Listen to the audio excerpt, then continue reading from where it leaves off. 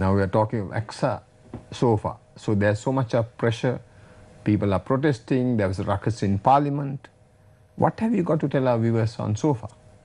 Well, SOFA again is a more stronger agreement where we have taken exception to two clauses that is public, because the leader of the House, Minister Lakshman Kiriyalla, made it clear that we are contesting two clauses. One is to grant diplomatic immunity to US troops, and the other, I believe, is to make provision to charge the US troops according to their own law for offences that are committed in our country, which is a sovereign nation.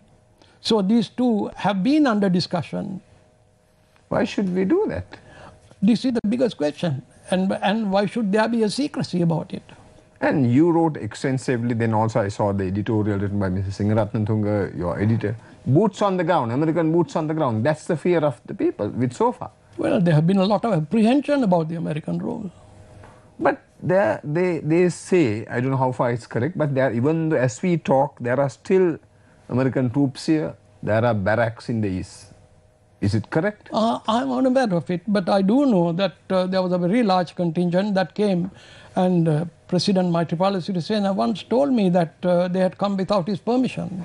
So this shows that immediately after the April 21 incidents, there was quite a number that arrived here from US intelligence and various other arms, and they were all allowed in without any verification. He was very concerned about it. But well, now he's the Supreme Commander, he's the Commander-in-Chief, he's the Minister of Defense. How could they come without his clearance? Well, the only difference here is the fact that he was in Singapore when this happened. So that again shows the vulnerability of our security system and the kind of people who have been manning it. Who is allowing this? Well, there are people in important positions. Now, if we talk of, there was a time when the Ministry of External Affairs and Defense were together, or Defense and External Affairs. That time we had, public service greats like W.T. Jayasinghe and many others thereafter. And even Minister Lakshman Jayakodi, who was both. Yes. But very unfortunately, what has happened now is that, the gentleman who is in charge of cultural affairs can take over the Ministry of Defense at the next moment. And now, the best example would be, we had a Commissioner of Elections, Mr. Chandrananda De Silva.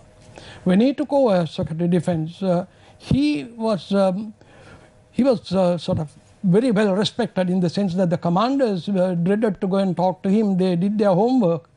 But then it came to a position where there were some commanders who became the drinking buddies of the Secretary of Defense. So the entire spectrum changed and the deterioration started setting in.